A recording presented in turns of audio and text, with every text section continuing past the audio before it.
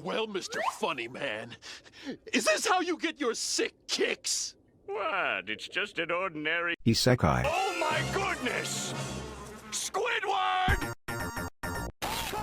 Hello everybody and welcome to the Social Discharge. I'm your host today, Aarlon, and joining me today is Tamika, likes to draw. Hello. Today we're going to be talking about the Winter 2023 anime season. Yeah. So the first anime we're going to be talking about is NieR Automata version 1.1a. Coco, do you want to talk about the plot of this one, or should I? Yeah, I guess I could introduce it, even though I'm still trying to wrap my head around what the plot actually was. I'll be honest, I don't remember anything that happened in the first episode of this. Yeah. So, this isn't like an anime original plot or anything. This is a one-to-one adaptation of the video game. So, if you're familiar with the video game, the story is pretty much the same as that. Alien invasion happened at some point before the events of the anime/game. But the aliens were fighting with machines, so the humans also decided to start using machines to fight, and they created the androids, which include the two characters that we follow in the anime, and presumably also the video game, 2B and 9S. And that's pretty much the most I got out of what the main plot of it is. Wait, did you say something about aliens? Did I mishear you there? Yeah, I said aliens. What? There are Yeah. aliens? No, well, the aliens aren't in the show, but like, cause remember when I was after we watched this, I was explaining that I think NieR Automata, the video game, is a sequel to the original NieR, kinda, in the sense that it continues from one of the endings you get in the original NieR, where like out of fucking nowhere aliens just like show up or something. I might be misremembering that. So the lore of NieR Automata is that aliens invaded the planet and they were fighting the humans using machines. And so the little of humanity that survived migrated to the moon, created their own machines to fight against the ones created by the aliens. Wow. That And is those were the androids. not what I thought was happening at all. Yeah, it's not at all clear in the anime itself, because I mean, there's no aliens anywhere to be seen whatsoever. Yeah. I mean, I just assumed from like context clues, right? That Yeah. since there's like all these robots all over the place and like they mention like here and there a logic virus. So I just assumed that it was one of those situations where humanity was like entirely dependent on robots or whatever, and then there was like a virus that fucked up their programming and they all Well, went you thought rogue. this was the plot of Mega Man X with the Maverick virus, where they all went Maverick and turned on mankind, and now 2B is going to be the Mega Man X, and 9S is going to be the Zero. Well, I guess personality-wise it'd be the other way around, but yeah. Yeah. Now, they mention in like a sort of lore dump in the beginning of episode 2 that there's like aliens and stuff, and they built these new android models called the Yorha or something, android models, to fight the robots. The robots are called, shit, I forgot to write it down. Like living machines or something?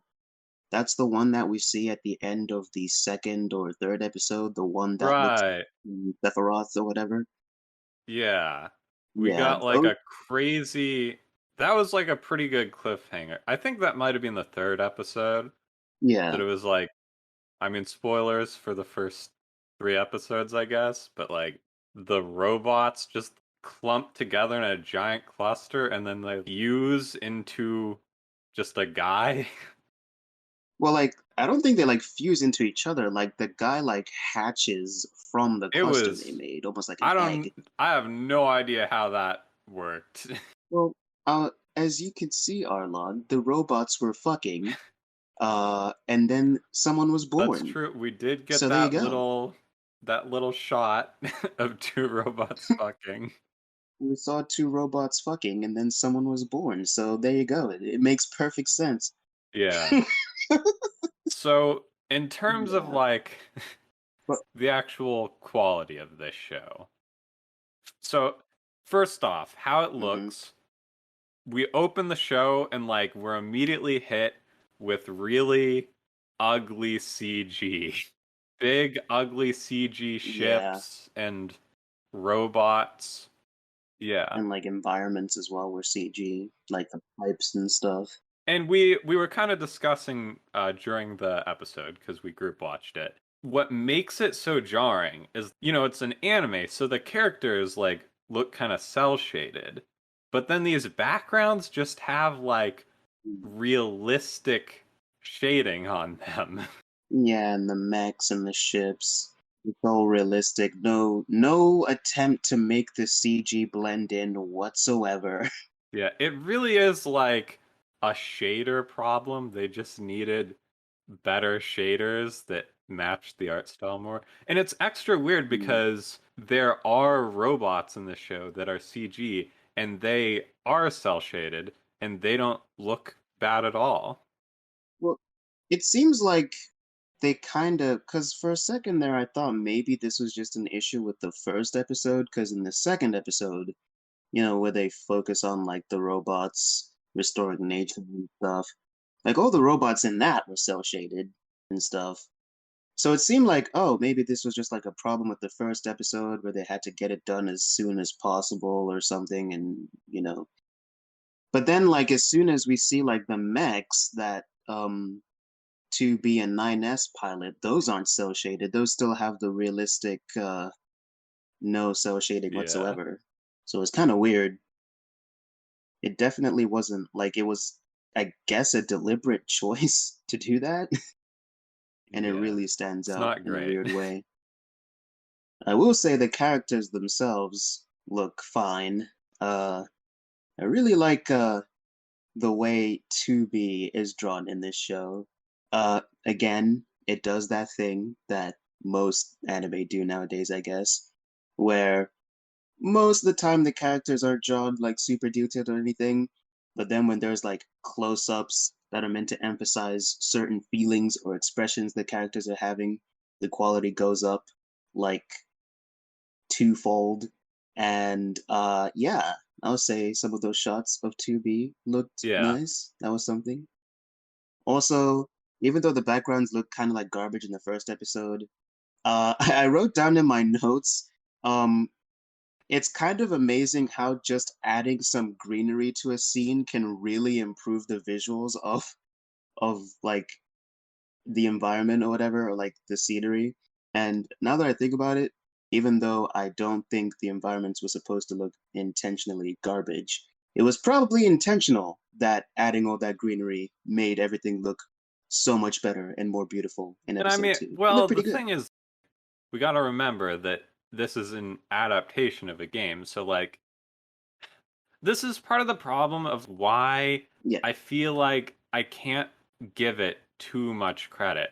Because so much of what I like about this show is just ripped from the game, right? Like, the character designs look great, but those are from the game. Uh, Hmm. the But you can interpret those pretty badly, though. True, that's true.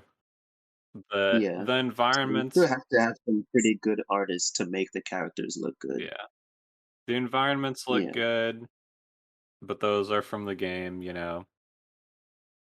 The music was great, and I assume it's from the game. Yeah. Is I like the chanty music that they were doing. The if you know which music I'm talking about, the Yeah. yeah. Yeah.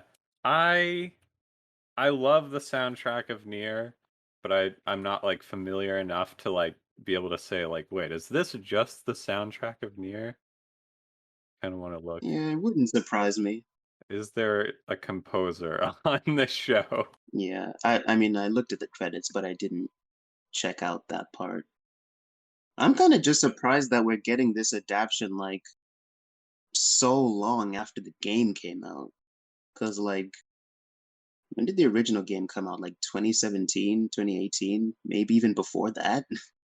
I wonder if they're like building up hype for a potential sequel or Yeah, I don't know. it does feel a little bit random. Yeah. I will say that in the first episode, um the first episode plot wise I didn't find that intriguing because I guess it was just like an action first, story second type of thing that they were doing here. I mean, we did get introduced to the characters, but at the same time, it was kind of difficult to get invested in the action because I know next to nothing about, you know, NieR. But I guess it was just to establish who the main characters were, and I guess establish that they are in fact robots, because the episode ends with them being rebuilt after they blew themselves the hell up. So although when they were in the after credits scene, when they were talking about, oh, you can get multiple different endings in the game, I was like, oh wait, was what we saw one of the potential endings in the game you can get? Maybe? But then I wasn't entirely sure about that. Well, I mean, it was the first episode, right? So I don't see how that Yeah, would have worked. I yeah. agree that I was basically asleep for the first episode. Like I said, like I couldn't even like recount what happened. And I've played some of the game too.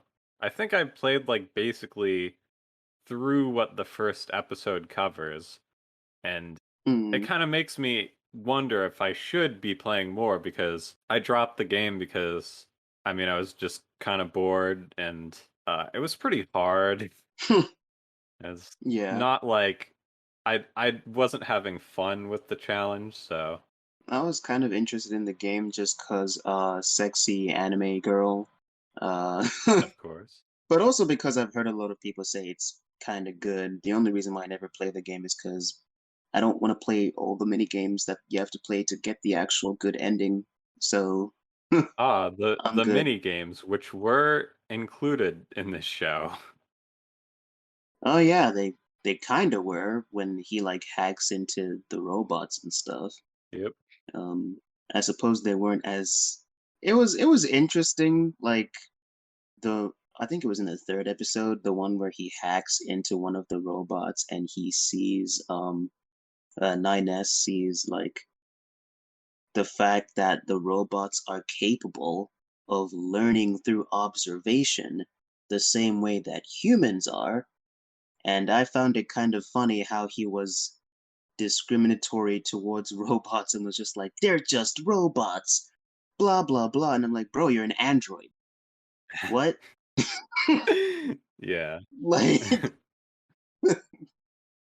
I found that kind of funny. It's like, you have feelings and emotions, and you are also technically a robot. So, like, you guys are basically the same. Well, isn't What is this robot elitism? is an android part human?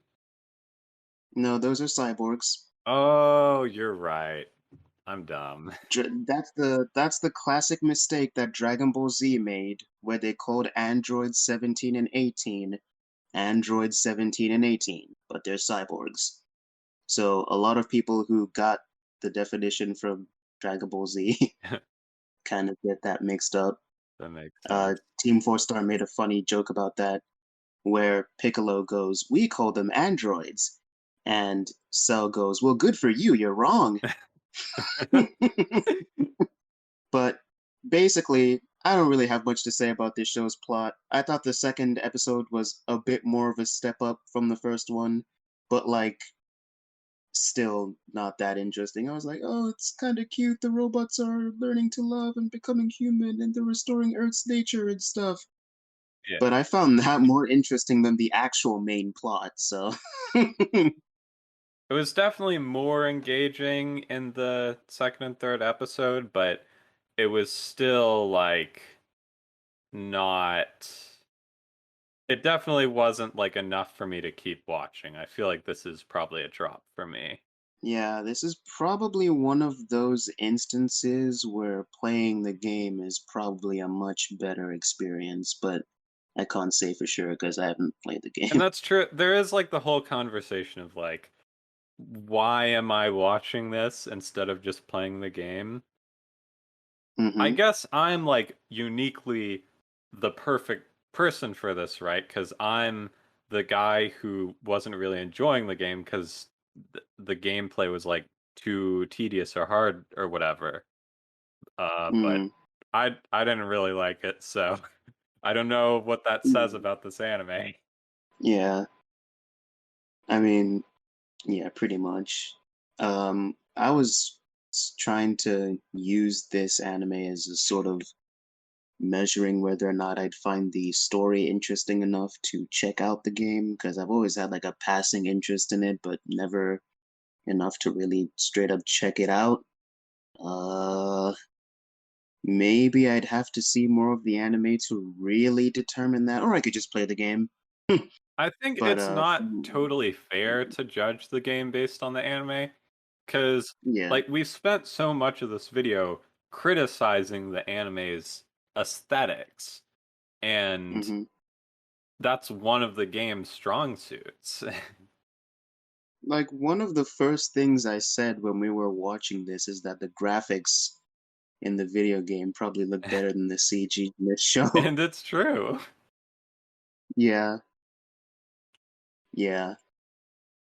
But I can't say that's surprising because the studio that did this is A1 Pictures. Oh, I feel like this is like bad even for A1. Yeah, this is definitely one of their. I mean, I admittedly I haven't seen very many of their shows. I've only seen like Sword Art Online and Astro Score, and in terms of the backgrounds and stuff, yeah, this looks worse than those two shows by far. Wait a minute, is that why this is called version 1.1A?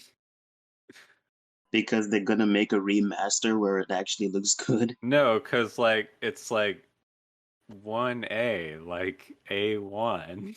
Ah, I see what you did there. Yeah. Actually, you bringing that up, maybe they're planning on making different seasons where they cover each potential route you can take or something. I don't know.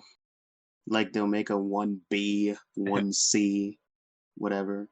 I don't know. I guess we'll I see. guess that'd make sense. I doubt this did well enough though for that.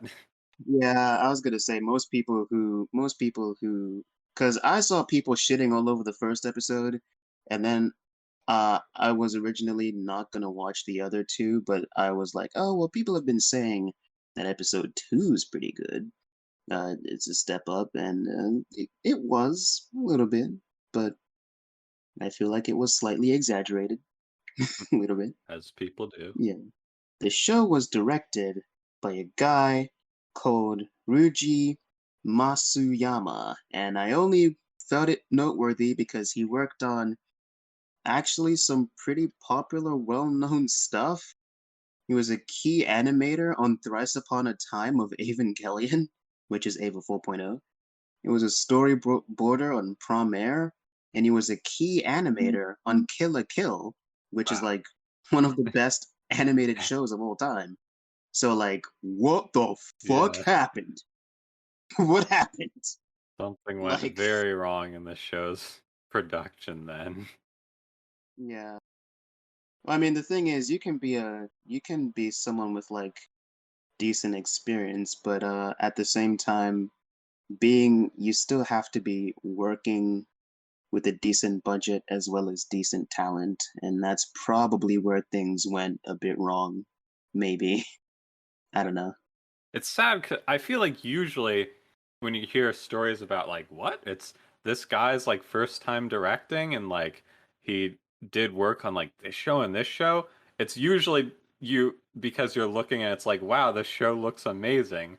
Like Onimai, hmm right? I think we said that that was that guy's like first time directing. hmm Oh well.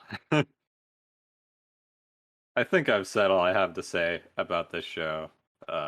5 Yeah, out of that's pretty 10. much all I have to say about that. I have a no rating out of 10. Of course. Classic Coco. Yeah. The only thing I wanted to say was that aesthetically, I mean, NieR in general, not just the anime specifically, it kind of reminds me of Arknights, and I'm super into that. But Arknights, despite feeling way more gamey in terms of a video game adaptation, looks way better than this.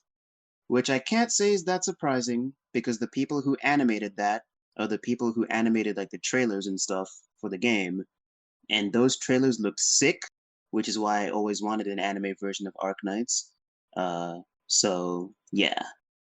I agree that Arknights looks better than this, but I still think I'd rather be watching NieR than Arknights. Yeah.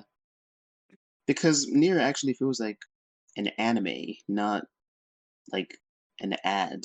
The first episode of Arknights feels like an ad because you have the guy pulling out his phone and stuff.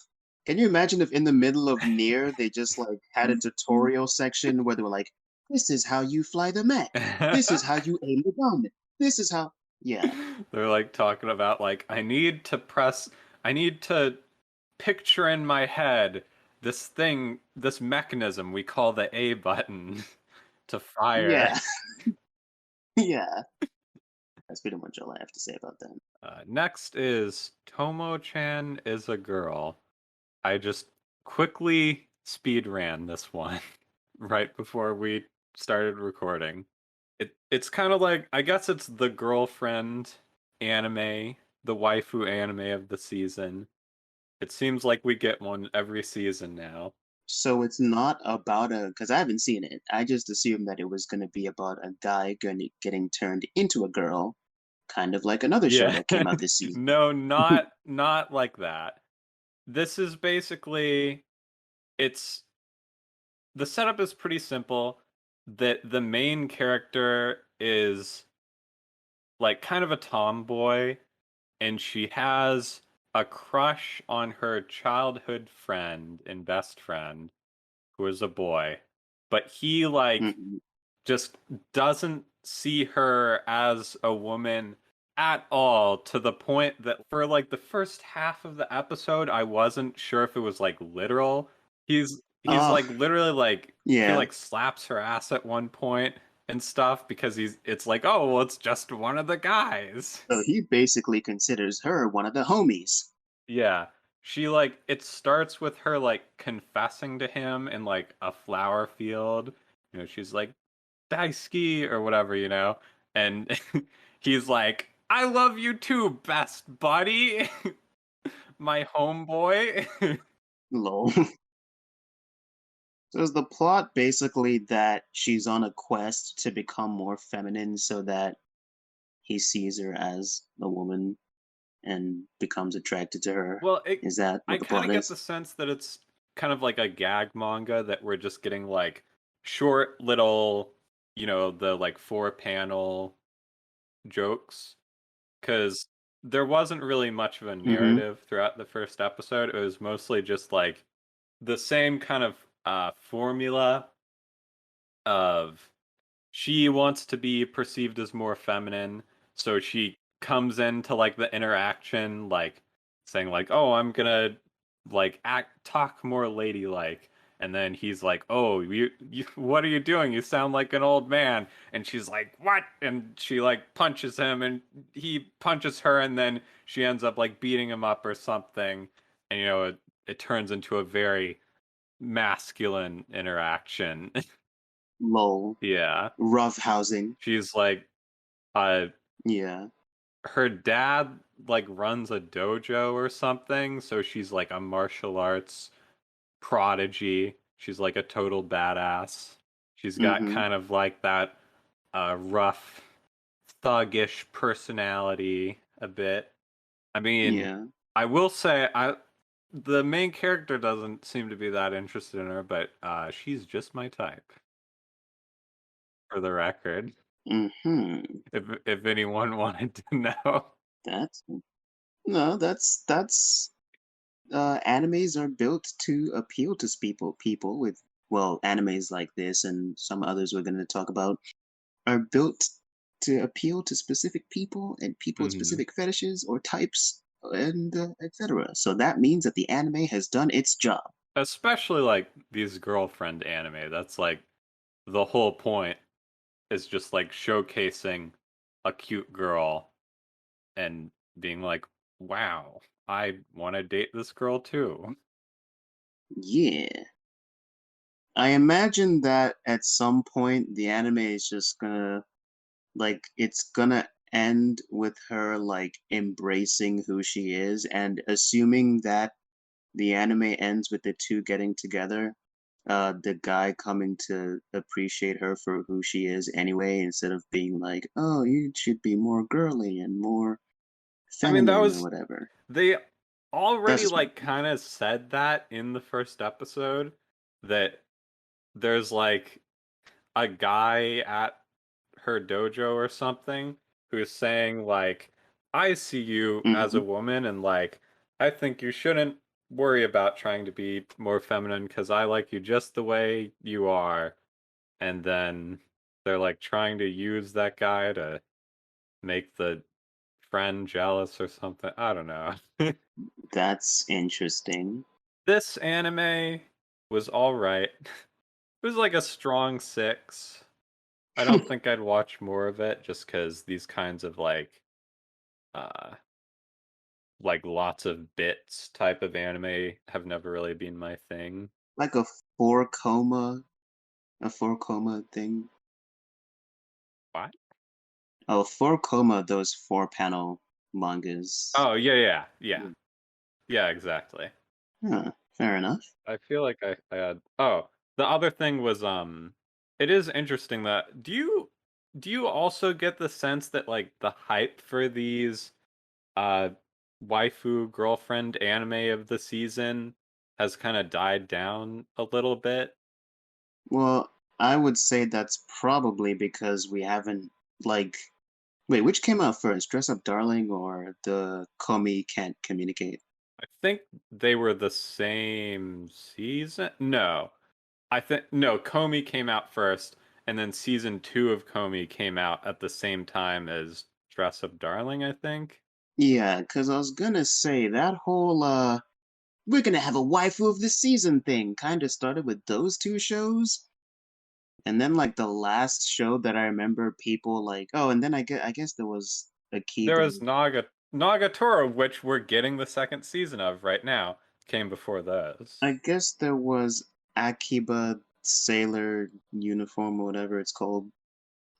Akiba's uniform or whatever. Um, but like basically what I'm getting at is it kind of started with those shows and then Shikikomori or Shikimori or whatever. Uh, Oh, I've been trying to remember the name of that show for like the last week. I think you like mentioned it, and I was like, it's someone's not just a cutie. yeah, And I Shikimori couldn't remember Beauty. Shikimori's not just a cutie. Right, and you called her like Kikomori that one time. Yeah. I guess the point I'm trying to get at is that the trend of having a waifu of the season became less and less of a thing as the waifus became less like more and more underwhelming. Cause like I guess that's yeah, true. like I said, like Shikimori was built up as one and then ended up not really being comparable to like Marin or Komi. So It was mid. yeah. So that's probably why we haven't been seeing that kind of thing lately. Yeah. I guess it was just like a temporary meme and the Yeah, meme is over. yeah, pretty much. Like there was that meme of Andy in Toy Story 1 dropping Marin and Komi into the trash and holding Shikimori and being like, I don't want to play with you anymore. And then he goes and starts playing with Shikimori. And now And that looking was back a lie. on that, that was very laughable to say the least. Yeah. Yeah, Because the fact is, Marin is a well developed, fleshed out, three-dimensional character that we all love and is hot. So of course people aren't going to do that meme for some generic anime girl. No offense to Shikimori. The fact is, Marin is literally the best love interest in an anime that has ever come out in like the past decade, because she's not a bitch and actually treats the protagonist like a human being. Yup. So, more of Very that, true. please. 100%. Yeah. Speaking of treating the protagonist like a human being, our next anime is My Life as Inukai-san's Dog. Yeah. Here's an anime where the girl isn't a bitch, but the protagonist is. Get it? Because he's a dog. Oh god. Okay, I'm just gonna say right now, when I saw this show and the premise, and I know a lot of people are gonna call me racist, but I don't give a fuck, okay? When I saw the premise of this show, I was like, this is the most white girl premise for a show I've ever seen in my entire life, okay? A guy becomes a dog and develops a romance with the human owner that owns him, and the reason why It's so cursed. and the reason It's why I so immediately thought of that cursed. is because there are way too many stories of white women fucking their dogs coming out online. That's why that's why I immediately thought of that when I saw this, because I was like, oh my god. Are the, is this gonna be a romance between her and the dog? But then I kind of rethought that because I was like, well, actually, this appeals to like a totally different like fetish than dog owner fucking their dog. This appeals more to the fetish of being the dog because it's from the perspective of a guy as a dog. And it's kind of like that fetish of being submissive and being treated like a pet, only taken to like the most literal extreme ever. It's like So we went weird. from Chainsaw Man, we went from Chainsaw Man with like Denji and Makima to this. Like, what if we Yeah, could it's take this like, a why step beyond? have we learned nothing?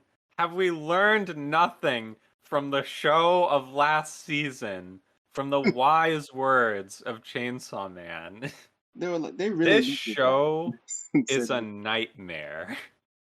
"Yeah, It's I didn't realize how bad it was gonna be from like when you told me about this show, the way you described it to me, and I know you hadn't watched it yet. The way you described it to me, I assumed it was just gonna be like haha like it's silly, but like it's not actually like that bad. It's just I don't know what I was expecting, but I wasn't expecting what we got. For one, like the main character, he gets he gets reincarnated into like a little corgi, yeah, which is like I don't know. That's like I I don't know, it's so weird. It, so his crush finds him and he's like freezing or whatever and she adopts him and like it's kind of like treated as kind of a reveal that like the main character doesn't realize that he's a dog and like it slowly becomes clear that yeah." he is a dog. But you already know that going into this, that he's a dog. Yeah, That no one watching the show is going in blind. yeah. I mean, the title is literally "My Life as a Inukai-san's Dog," so The thing is I didn't realize like how sexual this show is going to be because yeah, I thought it was like I was imagining like the worst it was going to be is like Mushoku Tensei kind of thing where it's like the girl he's looking at like the girl and she's hot or whatever and it's like oh I'm a dog so I can look under a skirt or something like I mean, that's pretty much that's weird what but happens. That's pretty much what happens because it's like, oh, because he's a dog, we get like all these mm, angles. We get to I mean see all these angles of yeah her that you otherwise wouldn't be able to if he was just like a regular guy. Like you get the upskirt shot, and it's like you see her underwear and all that, and it's from his perspective and stuff They like. do that, but what I wasn't expecting is that like she in the first episode she takes a bath with him, Yeah, and it's so fucked up because she like licks his nose. yeah, she like licks his she sensually licks his nose like Yeah, okay, it's important we cannot understate she does want to bone this dog. he definitely wants to bone this dog. 1000%. There is no room for denial here. Yeah. When she's like bathing the dog, she's like got him like between her legs and she's like rubbing, like she's like grinding on this dog. Okay. Well, the It's first like thing I was that is wondering, not normal. the That's first not thing I was something. wondering is, do people even actually do that? Like bath naked with their dog in the bathtub? Is that a thing that people do? It wouldn't surprise me because like I mean, the Japanese, they've got a bathing culture, right? Mm-hmm. Siblings bathe together, family members bathe together. So it doesn't seem too odd to me that they'd also do it with a dog. Yeah, I guess. The weird part was how she was doing it with the Yeah. dog. Mm-hmm. There's like Ah, there's like a scene in episode 2 where she does it again because basically they're like outside going for a walk, and he like yanks the leash, which causes her to fall on his face, and he can't see, and his face is like buried between her legs. So from his perspective, you see like his face rubbing all over the girl's underwear, and then you just see the nose like rub the underwear to the side, and like his nose is now oh, in her underwear. He is basically giving her a nose job.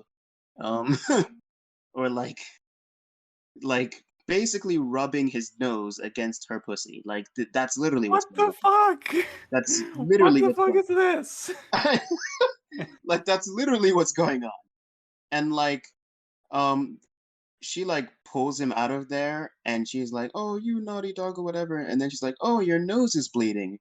Did the ball hit you?" Because he like yanked her out of the way because a ball was coming in from the air.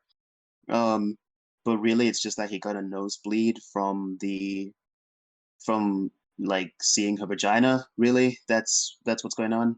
Classic anime gag. Um, so she like looks to the side to make sure no one's around, and then she's Oh like, my "You know god. when you have a boo-boo, you're supposed to lick it." So she's about to lick his nose and lick the blood off his nose again. And it's like Oh my the fact god. that she looked to the side like that, like making sure that no one is around, she knows what she's doing is weird.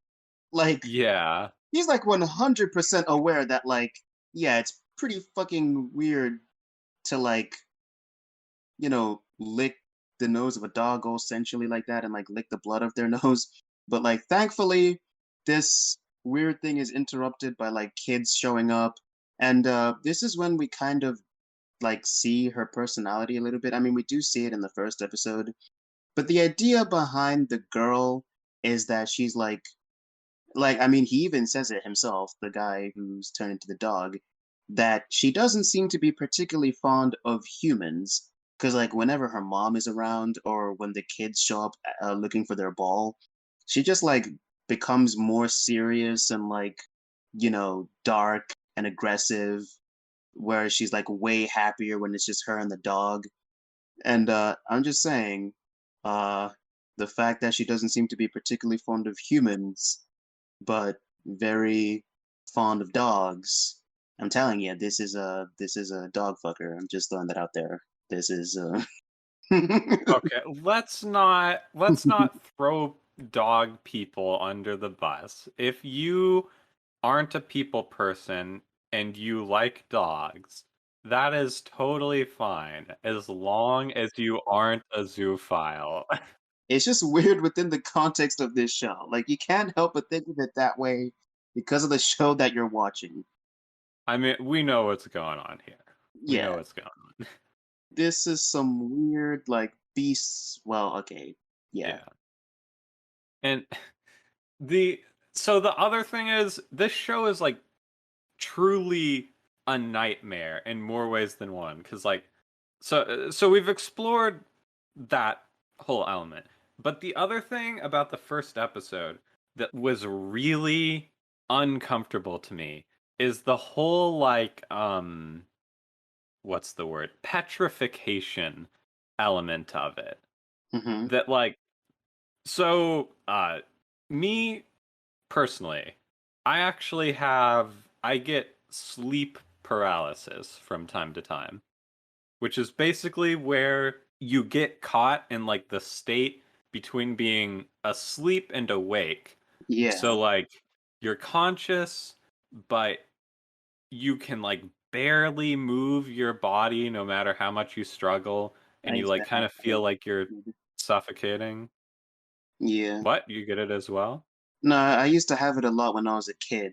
Not so much Ah, anymore. Yeah, yeah. I get it like from time to time, and it is like one of the worst feelings in the world. yeah. It's like it's truly terrifying because like in the moment it's like, what if like I just don't come out of this? What if I'm just like stuck, Mm. unable to move forever? It's not a Yeah. comfortable idea.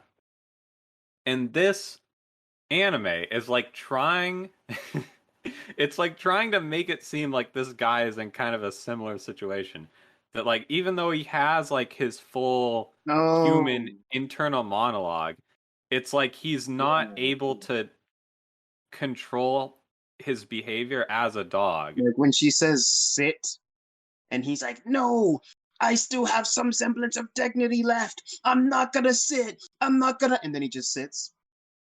Or like in Yeah, it was or like in episode 2 where she takes him like he needs to go pee, and he's like, "What the fuck? I'm not gonna pee at like next to this lamppost or whatever. I'm I've I'm still human. I'm still human. Damn it!" And then he just starts peeing. the thing is like they don't even present it like comedically. Like you make it sound funny, but it's like the way they present it is creepy. Yeah. He's like really struggling to not do the dog things. Also, when he starts peeing, like she just starts taking a fuck ton of pictures of him. Ew. Oh It's my just like, god. why are you taking a picture of your dog taking a piss? Oh, there was something kind of interesting that happens here, though. That was kind of neat. Um, from his perspective, when we see him look at his own reflection, he has like human anime eyes, but like from her perspective, he has the eyes of like a regular dog. I thought that was kind of neat. It was like, Ah. yeah, This anime is fucking repulsive. 1 out of 10. It was boring too. but it's got boobies in the uncensored version. There's like a scene in the first episode where it's just her taking a bath for like 2 minutes, like just her bathing herself, like washing herself, and nothing else for like 2 minutes.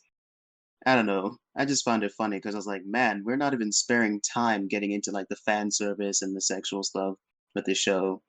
And we're gonna dedicate like an entire minute to her just bathing herself. I don't know. I am begging anime fans, touch grass or something.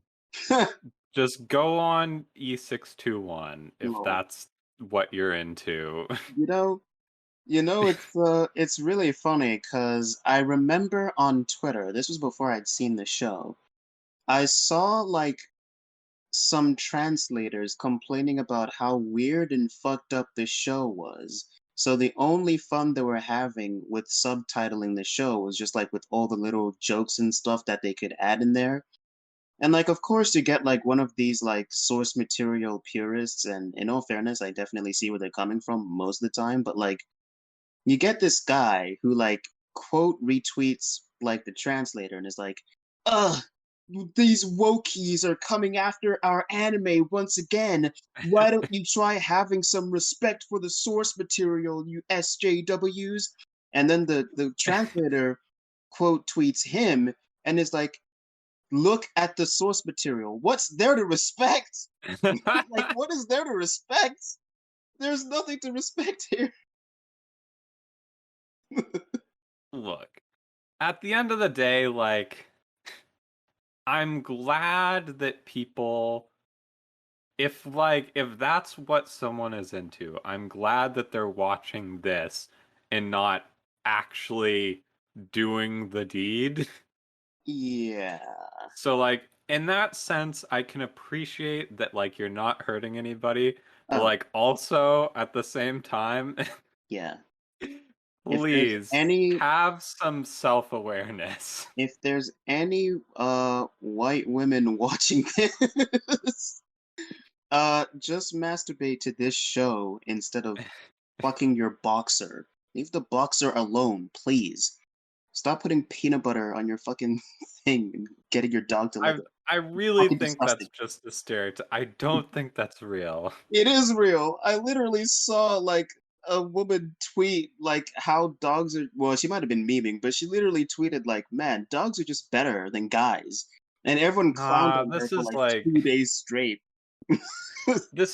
I mean, like, I'm sure there's a person in existence, right? But it's one of those things where it's like it's selection bias. It's because the stereotype is a thing that when I mean, someone sees the yeah, tweet, they're like, "Oh, I gotta retweet this and talk yeah. about this random person." Now I've got a question before we stop talking about this. Okay. Hmm. Now I'm sure everyone here is familiar with the anime Mushoku Tensei. Okay. It's about a guy who is isekai'd, but like when he's reincarnated, he's not reincarnated his own age. He's reincarnated as a baby, and he grows up from the beginning of his life, but like retains the mind of an adult. And that show is pretty controversial because in that show, when he's like 15 or something, like like biologically or whatever, he like fucks another 15-year-old. And people have been arguing whether or not it is pedophilia or whatever. Like, is the main character of Mushoku Tensei a nonce? Uh, and it Yes, seems like a lot of people. obviously. Well, I'm telling you right now, if you ask that question in Digicord, you're gonna get some fighting words. Um, but I'm sorry, that's just dumb. Like, listen to his internal monologue. Listen to the voice that's inside of his head and what it sounds I like. think the reason why a lot of people are like hesitant to call the main character a pedophile is because they're watching the show. But like, here's the thing. When it comes to anime, there's nothing wrong with saying that it's just fiction or whatever, and therefore it doesn't matter. But like, diegetically, which is, within the work itself. Like, if you're reading a fucking lolly dojin or whatever, like sure that's fine or whatever, but like within the work itself, like that guy's a pedophile. Like there's just Yeah. there's I mean, no. even what's crazy about it is that even in the story, it's not good when he does that. Yeah. Like, the way it's presented is like his new low point. It's like Really, they've I got thought, like because I thought it was like some kind of when he finally got to hit that, it was like a personal victory for him. no, I mean, from his perspective, he's like, Pog, this is great. I finally lost my virginity. But like as it's happening, I forget exactly what it is. There's like some symbolism that it's like there's like a glass of like wine spilling and it's Mhm. shown to like represent like how fucked up what's happening is or something like that. I Yeah. forget exactly what it is. But it's like clearly not good. In doing that, destroys his relationship with that character and makes him so depressed that he nearly like gives up on life and goes back to being a NieR. Yeah, I So guess that just no. went over. I guess that just went over a lot of people's heads. But I guess Yeah. the point I'm getting at is if people have decided that that's not pedophilia for some reason, I only have one question. Does that mean that if the girl in this were to fuck the dog, it wouldn't be bestiality? Write down in the comments, Mushoku Tensei defenders. Uh, get out of this one. Explain this one, please. Would this be bestiality or not? Well, I think like it's a good question because like I mean, obviously well I Okay, think it would if we're be being technical, it probably wouldn't, cause like the idea behind like bestiality and why you can't fuck animals is because animals can't consent. But like he is yeah. mentally a human being who Okay. can Here consent. So here's my take. It would be well, actually he can't consent because he doesn't seem to have control of his oh body. full yeah, he has like some but not full Yeah. control. Like But let's say like yeah. let's say if he like if she did ask him, he like had the ability that like he could nod and be like, "Yeah, let's do it." Okay. For one, still not very good power dynamics because he is technically like her slave right now. Yeah. But if they didn't go through all that, I would say it would be it would be rape and attempted bestiality. I mean, at the end of the day, even if it's a human in there, like psychologically, it's still a dog, like the body of a dog. So I that's mean, it would I still don't know. say something about her that she is attracted to that, you know? There's a reason no one's mad at all of Brian Griffin's girlfriends, and it's because he can consent. He's a walking, talking dog. Yeah. This is not a walking, talking dog. She does not know there's a human in there. Like he tried to like confess his love to her and he barked because obviously he can't talk. And he was like, I'm only willing to do this right now because I literally can't talk. But like, I wonder if he'd be able to like write because he can move a little bit. So maybe he could move and write with his paws. I Maybe, don't think so because like he doesn't have the part of his brain that like lets him do it. yeah, Like he has his human memories, but like there are real cases, right, of people who like have brain damage that prevents them from writing or like forming coherent words, that sort of thing, oh, even if they can like in their head think it. yeah. I guess then he probably wouldn't be able to. I feel like we're getting a little bit too in the weeds of No, theory no, this is theory crafting about the this is all dog. good. This is all good. But one more thing I did want to say though is this anime reminds me of like a movie that I once saw with like a similar premise. And by similar premise, I really just mean that a guy who turns into a dog. And I can't remember the name of the movie, damn it. All I know is that the wife ends up realizing that it's him when he tries to say I love you and he like whines like dog whine, you know, like when a dog is whining. He like whines something that sounds similar to like the verbal structure or like the progression of how he whines sounds Yeah. He was like "Mm-mm-mm." yeah. And that's how she realized, oh my god, this dog is my husband. And it sure would be hilarious if something like that happened here. Somehow I have a feeling this anime isn't going to go anywhere and it's going to be several more episodes of more of the same. Nah, here's my slight conspiracy theory about this show. Because this character, the girl, again, like I said, she comes across as like this sort of really dark and serious and sometimes kind of scary person when other people are around. Uh, and sometimes it seems like she gets off on telling this dog what to do. I'm telling you guys, she did this. she's responsible for this somehow.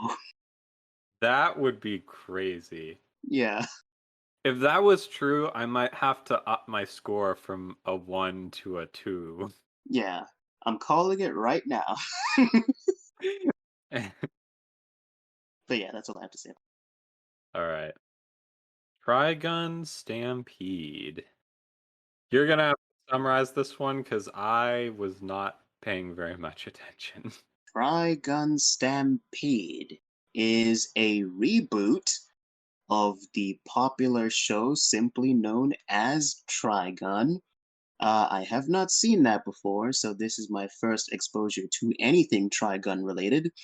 And the plot of this show is that a guy called Vash Stampede, not to be confused with Vosh Video. No, I'm kidding. Vash Stampede is a wanted man. The police are after his ass, and there's a bounty on his head. And the reason why they're after him is because his twin brother, whose name I forgot and I did not write it down, uh, has been going around committing crimes and stealing like these power generator things, I guess. I never really got that. They're called plants or something. And now Vash is after him, presumably to get him to stop and also to clear his own name. Um, and these two journalists who, you know, yeah, they're like helping him and trying to figure out the truth of the case. So they're helping him find his brother. And yeah, that's like the general idea of what the plot is. Oh, and I guess like their mom died on a space station and they survived. And like the brother may or may not have been responsible for that shit happening because he was like laughing maniacally like a supervillain in a flashback that takes place after that flashback. So there was something going on there, and like Vash was like, "What the fuck did you do?" And then like the brother was like, "You're my accomplice in all this," and something. I don't know. I didn't really quite get what was happening, but yeah, that's the plot of. This show made me want to watch the OG Trigun Mm-hmm. because it seemed, even though I wasn't paying a ton of attention, I just got the vibes that it is an interesting story that I would like. Yeah. You know how you were talking about how you wish Benton was more about like instead of going straight to violence, you wish that Ben was kind of like not like a total pacifist, but like pacifist-ish. Yeah. So the idea here is that Vash is like a guy who loves guns and is a gunslinger, but is like a pacifist. Like at first you kind of get the impression that he's a coward, but it's more so that he's actually a total badass. He just prefers not to fight, and if violence is avoidable, he will. And he like likes helping people and stuff, and is like willing to help people with whatever conflicts they have. So that's kind of what you were describing a little bit. Like in the second For the episode, record, there's a guy. for for the record, my take about Ben 10 was not really that I wish he'd be more of a pacifist. It's Yeah, that I wish that's he why would I said solve, pacifist-ish. or even, yeah, but it was more that I wish he would try and solve problems from a place of understanding. So Yeah, that doesn't even have to necessarily be like less violent. It just has to be that like he gains some greater understanding of the aliens through the Omnitrix and stuff. But yeah, I mean that's totally unrelated. I'm just saying I feel like my take is a little bit deeper than just yeah. more of a pacifist dish. No, that's fair. But like, yeah, that's like in the second episode of this show, there's like a mad scientist who's after him for the bounty that's on his head. And like, even though the guy's like, trying to kidnap him or whatever to bring him into the police. Like Vash is like totally on defense mode only, no offense. And it's like this cool scene where the guy like starts shooting at him and he like deflects his bullets with his own bullet, but like he never fires at him. And he's like, "Hey, I'm just saying, if you're like totally broke, I'm like totally willing to help you, like with whatever problems you have. Like it doesn't have to be this way." Yeah, Vash is pretty cool. You heard it here, folks. Tamika likes to draw, loves Vosh. No.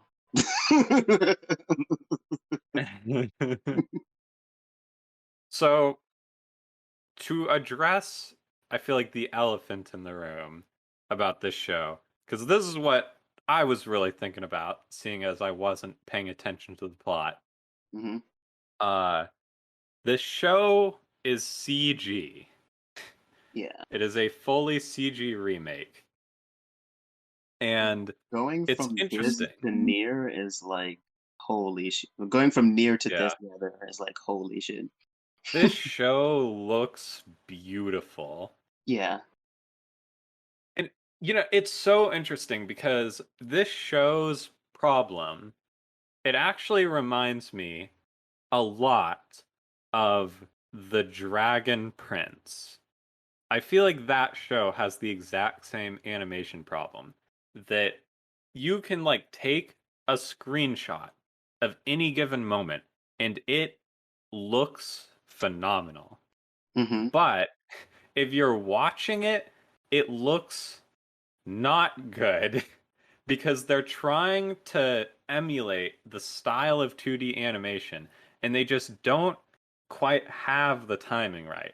So the result is that the animations like look all choppy and weird. I don't know about I will say that like there definitely is some choppiness here and there. Like it's especially noticeable with the older guy. Um like it looks like there's some weird like low frame rate thing going on there. But like one thing that I kind of like with the characters are really expressive for 3D for like 3D animation. Yeah. I mean 3D animation can be pretty expressive, but like in anime, I feel like that's one thing that they sometimes struggle with. Cause like Yeah, it tends to look pretty yeah, plastic. it ends up being one of those things where they either just give up on having the characters be expressive or the characters' faces are like 2D on a 3D model, if that makes sense. Yeah, I think that's kind of the issue is like they're rigging like the facial expressions is so difficult and Hmm. time consuming. So I guess it's one of those things where they're like, well, we're doing 3D animation isn't like an artistic choice. We're just doing it because it's cheap and we want to save money. Pretty much. But like the characters in this are really expressive, like not just like face wise, but like even body wise, they're pretty expressive sometimes. Like Meryl, for example, she's like the girl journalist, the short one. Um, she's like really expressive and like has a lot of energy and like her body language is really well animated for like the sort of high energy character she is. I thought she was pretty decently animated, as well as Vash himself. He's pretty well animated too. I thought the animation looked pretty good, like the way the characters move. But yeah, there were definitely some off-looking moments here and there. It probably might have benefited from some motion capture, and they probably did do some of that, but I can't say for sure. I totally agree on like everything you said. The character, like it really was just the frame rates for me. Yeah, And I guess I do have a lot of hope. I get like I have such mixed feelings about it because it's such a tragedy that you have something that looks this good and it's like, man, if they just could get it down a little bit better, this could have looked so much better. yeah. But then also on top of that, it's like with the Dragon Prince, I felt like the first season like was when it was most jarring. It looked really bad. And then like for the second and third season, I feel like they really hit their stride and they got the hang of that style of like trying to emulate the 2D lower frame rates. Mm-hmm. So I guess I have hope that if this show does get like more seasons, or like if I don't know what studio this is. This is Studio Orange. Um, If Studio Orange does more 3D stuff, I have hope that like they'll get better at it and be able to produce something really yeah, impressive. I was actually gonna say that this is technically the second CGI thing that they've ever done. They haven't actually done that many shows from what I remember seeing, but I could be misremembering. They did sort of like a tech demo thingy before they made this with like a 8-minute short using the same technology and style of animation. Um, I guess it was like a pitch, maybe, and then they used the technology they used in that to make this show. But yeah, they normally do a 2D stuff, and I guess this is like their first full project using the technology they did in that tech demo they made before this show. It seems like I don't know, why would you do that for like I guess it's fine. I was gonna say like why would you do it for the Trigun remake because Trigun is iconic. But then on the other hand, like I haven't seen the original Trigun, but it seems like people are perfectly happy with just that. So Mm. like I guess this didn't need to exist, so it's fine if they mess up a little. I don't know. But it's only like a little. It's not like terrible. It's actually like it's above what we normally get when it comes to CGI. So I think that's part of the reason why most people would be like okay with this. It's no I X mean, arm. yeah, it's certainly better than Berserk. Yeah. I was gonna say, this show, the animation and the art style, it reminds me of another dragon thing. It reminds me of Dragon Ball Fighter Z, the graphics. This looks a lot like an Arc System Works game. Like it looks like Guilty Gear, Dragon Ball, Fighter Z. It even It has, definitely like some of the character designs looked kind of Dragon Ball-esque. yeah. Well, I'm more so referring to like, because you can do like a cell shaded look when it comes to like CG animation and get like varying results. Like I showed you that Love, Death, and Robots animation thing, Hmm. and it like it's a similar. It's going for like cell shaded comic book looking style, and it looks like totally different. But like this looks pretty much exactly like an Arc Systems Works game in terms of like the shading and how it looks and everything. Um, and it's pretty good. I will say, I was looking at the character designs now that you mention it. On the because if you look on AniList, when they list all the characters, they just show images of the original characters. They don't put the redesigns on there. And I'm just gonna say, some of these redesigns, I'm just like, what the fuck happened? 'Cause, like the original design of Meryl is like this almost like buff looking woman, like she's kind of muscly. She's like Huh. tall, and I'm just like, what? She's like not short and not super feminine looking. Like she looks like she can kick a lot of ass, in the original. So I'm kind of just like, what the fuck happened? They needed more waifus. Yeah, she looks like Chillin from Dragon Ball Super, but with normal colored skin as opposed to green colored skin. That's what she reminds me of. I don't know why, but yeah, I don't know. I don't mind it too much because it's not like I'm a hardcore fan of the character or anything, but it's just something that I noticed. I mean, overall, I haven't seen the original Trigun like I mentioned earlier, but overall, there's something about this compared to the very little I have seen of the original that feels like more fantastical and more like supernatural and stuff. Like, or not supernatural, but like the original just looks like based on the character designs and stuff, looks kind of more grounded in reality a little bit.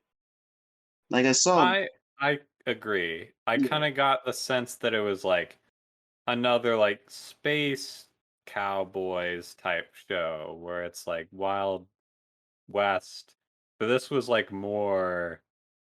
space, more space, less cowboys. Yeah, pretty much. Um, but yeah, I guess I was gonna say because of the setting, it kind of reminds me of the Borderlands games. That was something I had written down. Uh, in many ways, actually, because of the wild characters that they have, the desert setting, as well as the space setting, the mixture of like, well, I suppose it's just that they're in a desert. We don't know if this is like post-apocalyptic or anything. It's probably not like Borderlands, but I don't know. That was just something that came to mind. Uh, I I see it. I see it. yeah. I wrote like a I wrote a description of what happens in like the first couple episodes of in the first couple minutes of episode 2. Because in the end of episode 1, the police show up and they're there to arrest Vash and bring him in. Um and like he like fends them off, or I can't remember what happened, but like essentially they get out of that conflict fine. Vash is not arrested. He stays at the diner with like these people that he sort of has been looking after for a while in that village. Like the girl, the one who looks like Belle from Beauty and the Beast, I forget her name. She like gives Vash a bullet and helps him. That's she helped him in that conflict. But then like the conflict in the beginning of the episode is that I guess overnight she just changes her mind and decides now she wants the money. So like the first couple minutes of the second episode is Vash like literally trying to run away from the entire village because like now they're after him. And I'm just like, wait, but they were offered the money by the police in the first episode if they just decided not to intervene. So like what changed? I'm so confused. But that's it. I hate when stories do that. Yeah. Cause like she was saying, oh well, we have like our kids to look after and stuff, and I'm like, well, you had your kids to look after in the first episode. I don't know, but that was, I guess, just like a minor thing that I found kind of amusing. And then like that's when the mad scientist comes up and like he's like after Vash as well, and then Vash is like, oh no, I can like totally help you instead of us having to fight. And then like the scientist's little Frankenstein monster that he considered his son is about to die. So then he's like, "Yeah, I'm gonna help you save your son. And now we're best buds. And that's cool. Make love, not war, everyone." That's the message of the show, kinda. Best buddy daddies. I mean, A I'm show we're not talking about. I'm kind of wondering how long this show can go with having Vosh avoid every conflict. I'm assuming he's gonna have to start like actually being offensive eventually. Vosh not knowing for avoiding conflicts. Yeah. I keep on saying I keep on saying Vosh, but I mean Vash. Vash. Not to be confused with Fash. Bash the Fash. But yeah, it was good, is the point. Yeah, it seemed good from what I saw. Can't rate it because I didn't pay enough attention though. Mm. Next is Onimai, I'm Now Your Sister. This is the anime that everybody's talking about this season for a certain reason, and it's not the plot. This is Loli Tensei. Yeah. So the story of this one is basically that the main character is a hikikomori, and one day he just wakes up and he is no longer a man, but a lolly. Yeah.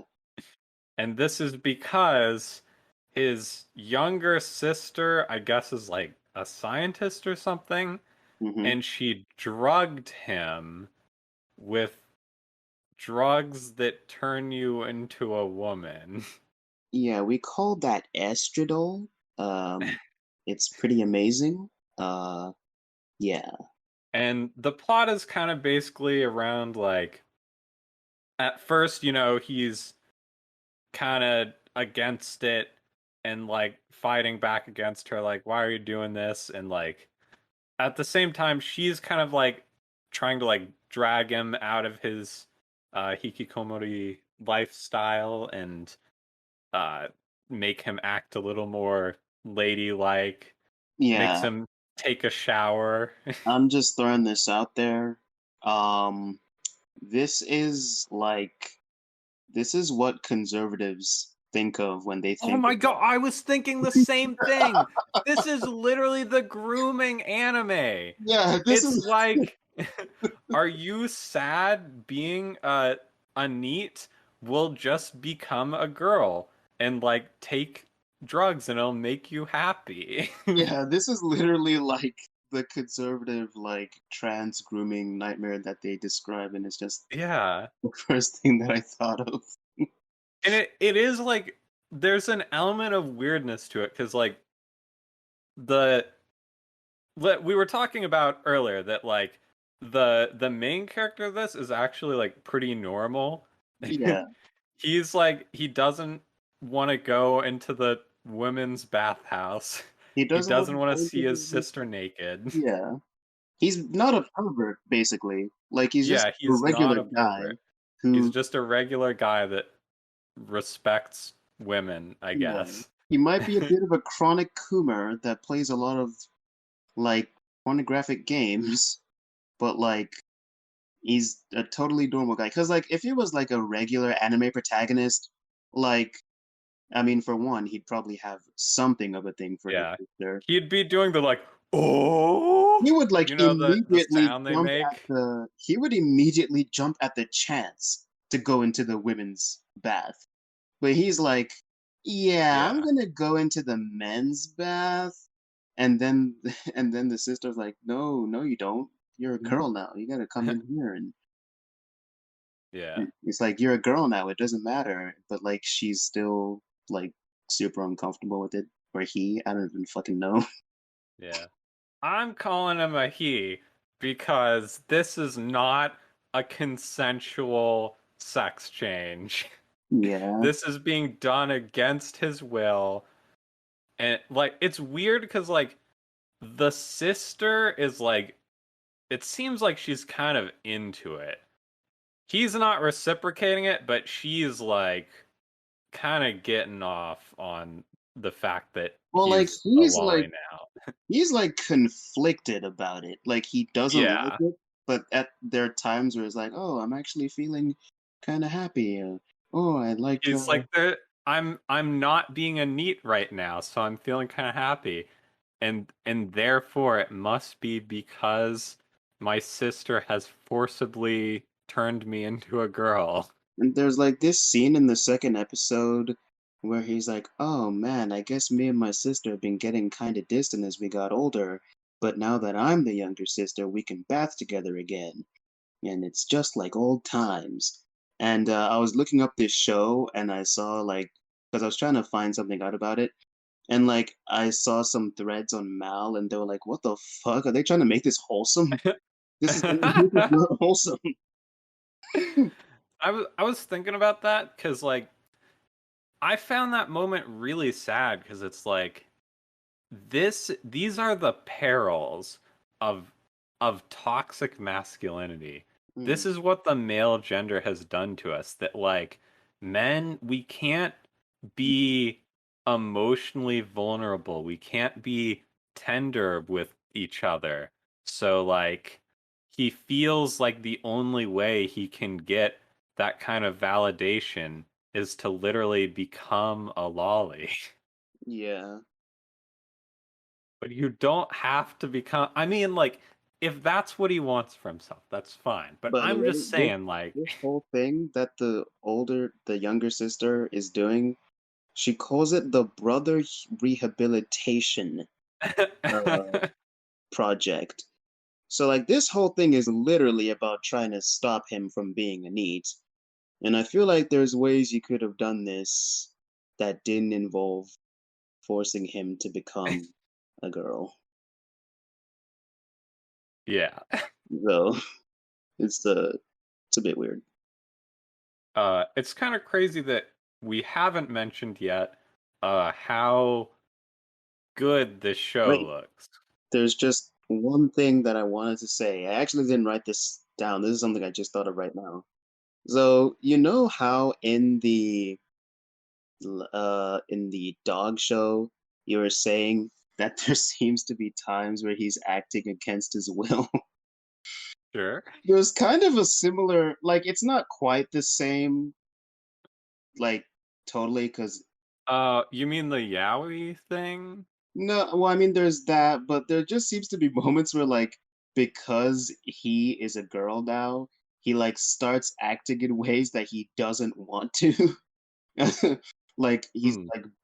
he's like acting more effeminate without even noticing the until the sister points it out. He's like, no, I don't want to be like this. It's not quite the same thing, but I just thought it Yeah. was kind of funny.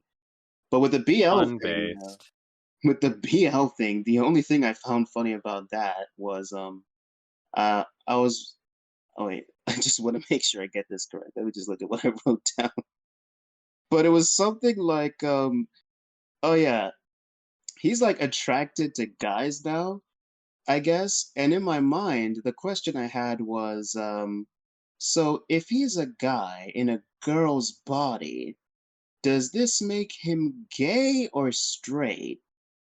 And then I was like, well, I guess if we were to look at this from like, from like a trans perspective, like a trans man who is like still having to perform the part of a woman, they would technically be straight because internally they're a man.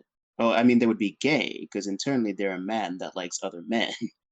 But then Yeah. what I found funny about it was like I was like, this show is probably gonna piss some people off because like they're implying that like the attraction that he has towards men now is like a built-in biological thing from the fact that he is now a woman. Yeah. And I'm I mean, like, that's certainly not how it works with trans people. and I'm just like, I feel like this is gonna piss some people off who are not women and still like men, implying that like it's I don't know.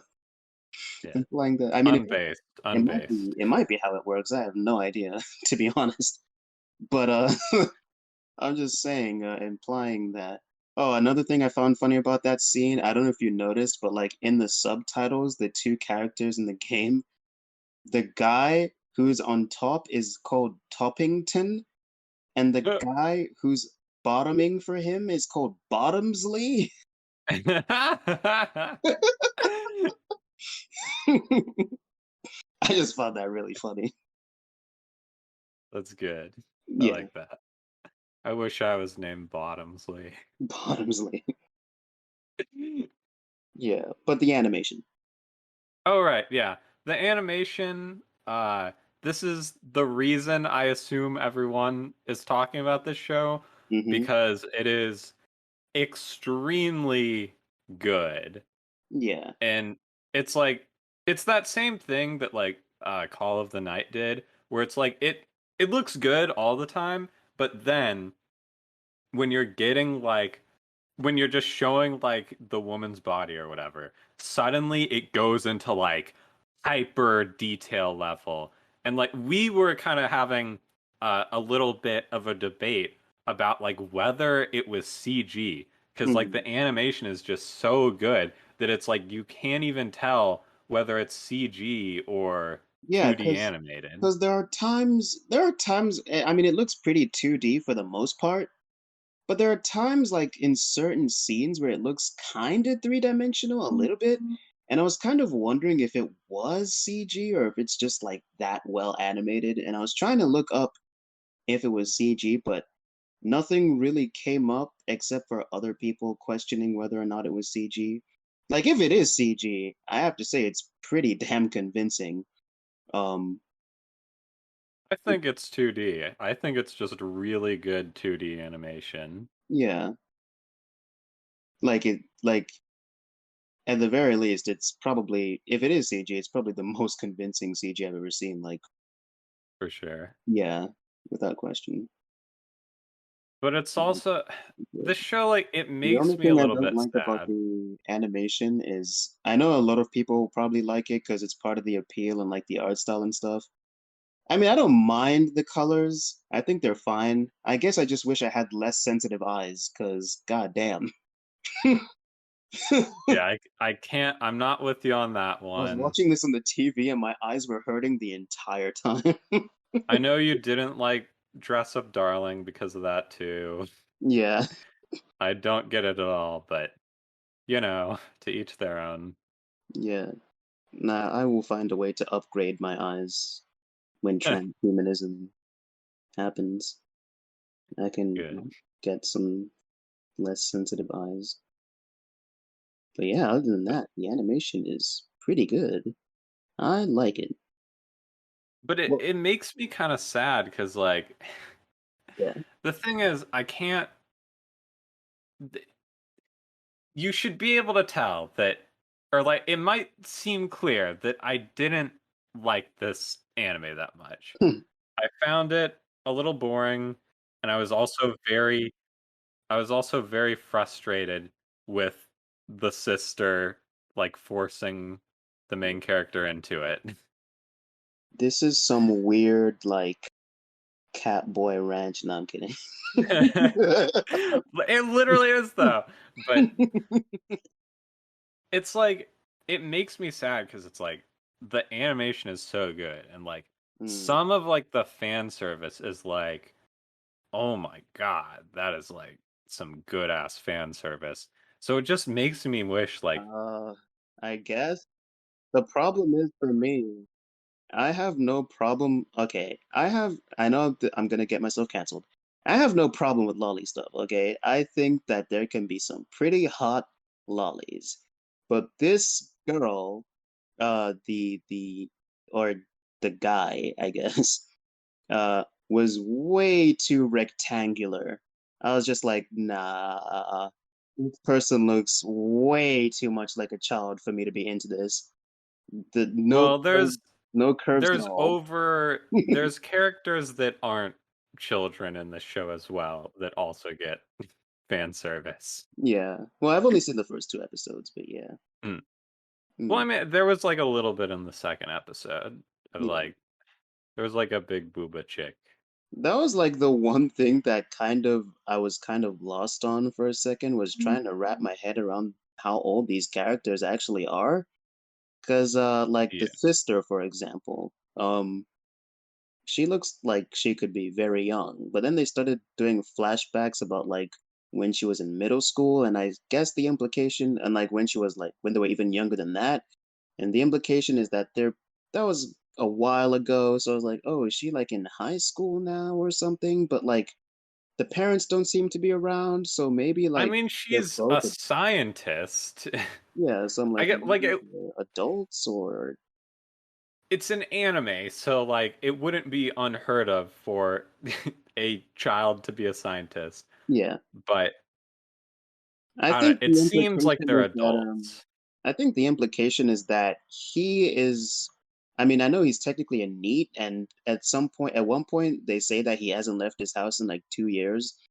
But like, if I were to guess, she's probably younger, and he's taking care of her? Question mark? Or she is? Like everything is in his name, but she's a scientist, so she probably makes money or something. Hmm, Uh, that makes sense. yeah. But anyway, what I was getting at earlier is like I wish that you've got like these amazingly talented animators Mhm. making the show, and all I'm saying is like, why can't we just get a porn like this? I just want to see actual hentai animated in this level of quality. Man, I really don't want to reveal how much of a chronic Coomer I am by saying this, but it's just because you're looking in the wrong places. Yeah, I don't know, because I feel like Well, whenever okay, I try and look for it, even though I say that, there's definitely nothing as well animated as this. But yeah, but see, that's that one of would the be things shocking. I kind of feel the same way about I mean, I know this is getting a little off topic, but Isekai Harem Labyrinth is a show. I mean, that show is pretty much a porn, but like not quite as explicit. And it's like, damn, this blows like almost every hentai in existence out of the water. Holy shit. So much of hentai is just like really cheap. It's because they know they can get away with it. They Mm. know we'll watch it even if it isn't beautifully animated. And that's a little fucked up. I mean, there's also a possibility that it might be because it doesn't make that much money, but I can't say for sure. But like the money making potential is obviously there. Because People will pay for the for thing with anime in general is that its profit comes mostly from merch, not the shows. So for hentai to make money, they'd have to make hentai merch, figures of I'm like just saying, like, characters of the think hentai. about like think about furries. Hmm. Furries are considered the artist's gold mine, They're pretty good at animation. the artist's piggy bank. Hmm. They will just pay exorbitant amounts of money for whatever depraved things they want to commission. So Yeah. it's like there's no way that otaku aren't the same way. But I mean, otaku probably do commission like individual artists, right? Probably. Yeah, I'm just saying though, like, let a studio should just do a Kickstarter for like we're going to make a We're going to hentai. make and to really guarantee that people donate to it, they should make it a little sister because that's obviously the most popular genre in all of hentai. Sure, sure. Yeah. And speaking of little sisters, one thing I actually wanted to say was that this show, minus the forcing the person to become a little sister, feels like a better version of Arrow Manga Sensei in that they actually accurately depict a neat and we actually see the person, even if they're being forced by the technically older but not really older sibling, they are taking strides to become better and more social and stuff. Like I just remember when in content they were talking about how Sagiri doesn't really feel like a need at all because her room is like totally clean. She's like cute and she's like this idealized version of what a need is. Like she's super Mm-hmm. waifuized. But like the girl in this, the girl in quotes, uh, is actually like, got slightly messy hair, a messy room. There's tissue paper everywhere, presumably from him jacking off when he was still a guy. Uh, and yeah, I'm just saying this is a much more accurate version, and this is what Ermanga Sensei should have been. Absolutely. It Yeah. it kind of reminds me of that meme where it's like the anime girl and it's like, I hope you don't mind the mess in my room, Anon. And then it's like a picture of this just repulsive fucked up mess of a room. Yeah, pretty much. And I just want to say, the first thing that the main character thought of doing once he found himself in this predicament was to play some air gaze and masturbate. And the older sister has a camera in his room, so like, Yeah, that was when I was really like, this woman it is a monster. This is like the most controlling. I don't she's, know. she's like trying to observe and study his behavior in this new form, and it's like, damn, like, can you imagine if he did just like start touching himself and This man is being groomed by his you sister. I'm sorry. you watching him like doing that to himself, like that's That's interesting. Like, damn, Pretty fucked up. it is pretty Pretty fucked up. fucked up. Yeah. Someone save this man. uh, I give it a 6 out of 10. Well, damn, that's surprisingly high. I mean, I didn't really like it, but like the animation is so good that I feel Mhm. like I have to. I mean, like, if it's between this and like a slightly better written show that doesn't look beautiful, obviously I'm picking this show, right? Yeah. Yeah, it's fine. Maybe it'll get better. I don't know. I probably won't watch more. Maybe I'll like skip through a couple Well, it just to probably won't get better see. because the problem you have with this show is like the very premise of it. Like the very True. foundation of the show is the problem.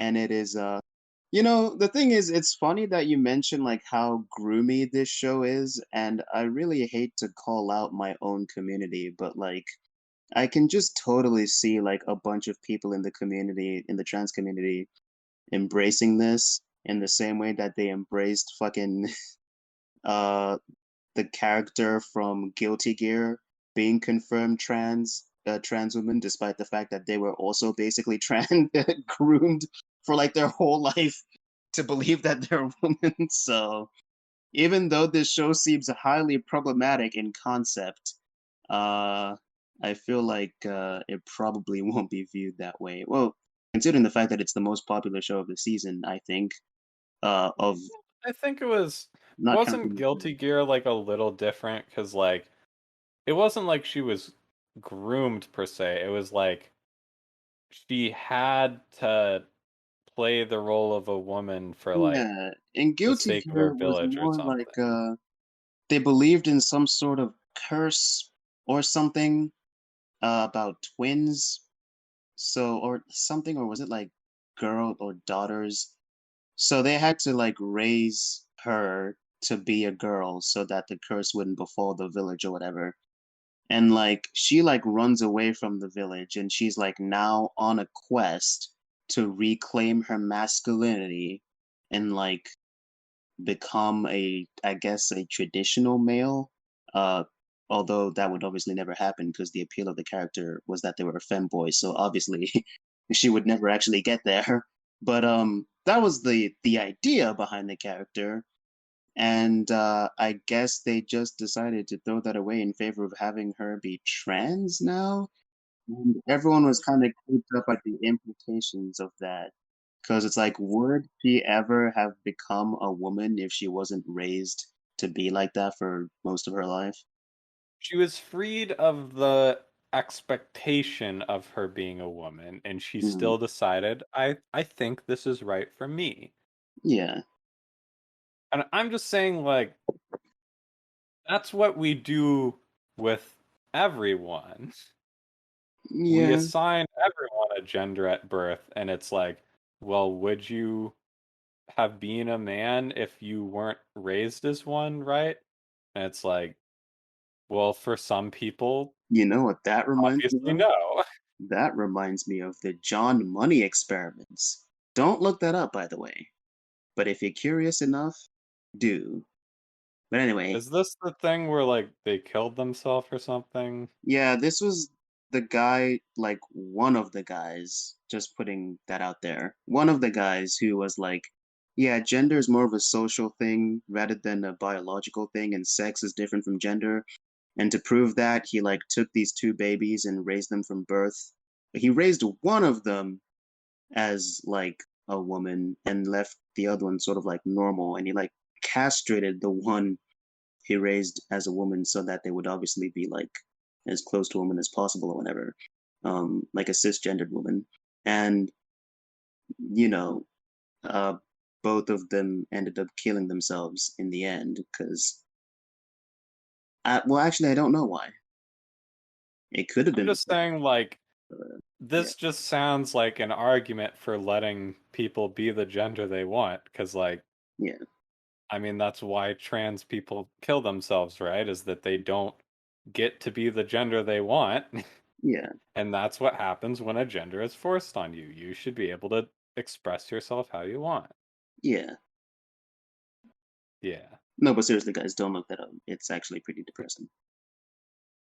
I mean, it's not, that doesn't sound like it was exactly the most like uh rigorously like scientifically I mean, academically sound research, right?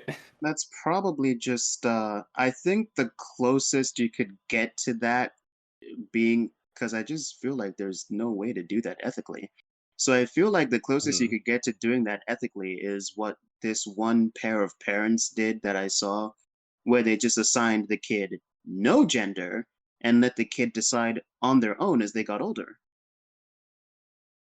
Yeah, I saw like an NPR interview about something like that. And Yeah. I mean, a lot of people were like still upset about that, but like, I don't see what the problem with that is, because yeah, that seems like the least fucked up thing you can do because you're just like letting the kid decide for themselves rather than forcing it on them. yeah. And they're free to change whenever they want. So if it's like a person who's biologically male that decided they're a girl, well, maybe as they get older, they might decide, actually, no, I am a man. Or they'll just stick to being a girl. Like, it doesn't matter. It's their choice at the end of the day. But, Yeah, like, yeah. based. And this has been the trans episode of the Social Discharge podcast. Thank you for listening. Yeah, we're really getting into all the different controversial subjects on this episode, huh? But isn't that the most interesting thing about anime? How it tackles such deep subjects and forces us to like analyze them and look at them and This was a very deep, artistically rich anime season. yeah. We've talked about bestiality, lolly, trans stuff. What else are we missing? We talked about whether or not being in the body of being an adult in the body of a child and then having sex with another child while psychologically still being an adult is pedophilia. To Okay, which do any of these isekai cover race issues? We need to we need to finish the square of oh god. controversial topics. The studio that made this, Studio Bind, is the studio that made Mushoku Tensei. And I just want to say, they really seem fascinated with the idea of grown men becoming children. I Hmm. don't really get it. I don't understand, but like if that's your thing, fine, go right ahead. I ain't judging. Uh, But once again, it's interesting because the main character of this isn't the problem. mm, In this, the main character isn't a creep. In Mushoku, it really seems like they're aware of what a creep the main character is, and they paint that as a bad thing. Which is why I hate when people try and be like, oh, you mean the pedo anime? When it's like, well, yeah, it's the pedo anime, but it's it's the, not the like, agreeing with the pedo anime, yeah, it's the the reforming criticizing the. from being a pedo Yeah, anime. yeah. And incidentally, the person who directed this, his name is Shingo Fuji. This is his first directing gig. He's done a lot of key animation on a surprisingly long list of popular shows. He worked on Mushoku Tensei as an action supervisor and a key animator, and he did some key animation on Eureka 7 and Pokemon and Space Dandy. And one that really caught my eye because it's a nostalgia favorite, a childhood favorite of mine, Familiar of Zero. So it seems like, yeah, that would probably explain why the show looks so good because he's worked on a lot of good looking shows and really popular shows that people love and like, which is pretty cool. That is pretty cool. Yeah. Good I for hope you, he gets to director direct son. more shows, preferably ones that don't involve an adult becoming a child. For real. Yeah, Same. and that's all I have to say about that show. Okay. So I think I'm gonna do like some kind of like crazy transition for the isekai. I'm gonna be like, it's the isekai lightning round or something, and have like a Boo! cool echo. Yeah. All right. Going down the list of isekai. Farming life in another world. It's an isekai about. It's basically like the Stardew Valley isekai. I assume they're like riding off the backs of that whole trend because it seems like every game coming out now is like it's a comfy farming sim. You know what I'm talking Yeah. about? Yeah. Yeah. Uh the main character apparently the apparently God just like accidentally gave him a shit life and he's like, "Oh, I'm sorry, that was a mix up. What do you want to do in your next life?" And the main character's like, "I want to be a farmer." And then he gives him a cool farming tool that can do anything, but he fucks up again and he puts him in like the forest of death or something. But he's so OP, he just works it out and he makes a cool farm pretty cool. Yeah. Strong 6 to a light 7. You know what? I should actually give these types of isekai, and I know there's also like farm fantasy shows that aren't isekai too, a try, because at least it's not generic um teenager becomes swordsman and has harem and goes and fights the demon lord type.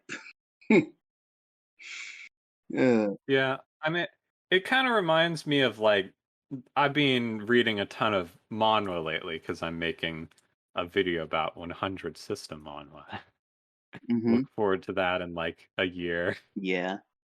And it kind of reminds me of those that it's like more capturing like the vicarious enjoyment of playing a video game rather than the power fantasy or whatever. Yeah. I mean, it does that too, but you know what I mean. Sounds interesting. Reborn to master the blade from hero king to extraordinary squire. This is the generic isekai. It's just like a king who's like, "Wow, I had a good life. I was too responsible. I want to get reincarnated and master the blade." And then he does, but he got reincarnated as a girl, and he's Wow. a kid in that one. This season has so many trans icons.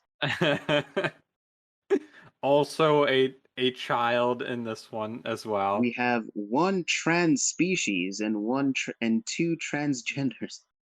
Kind of mid, 6 out of 10. There is no weird pedo shit in that, right? No, not at all. I mean, like the main character is like he was an old man, so he like has no interest in that stuff. He's like very much maintained his personality as like just an old guy uh, who's kind of celibate, you know. that's funny because anime has actually taught me that old men are extremely horny and very pervert. No, I'm kidding. Moving on. Unfortunate. Yeah. Handyman Saitou in another world.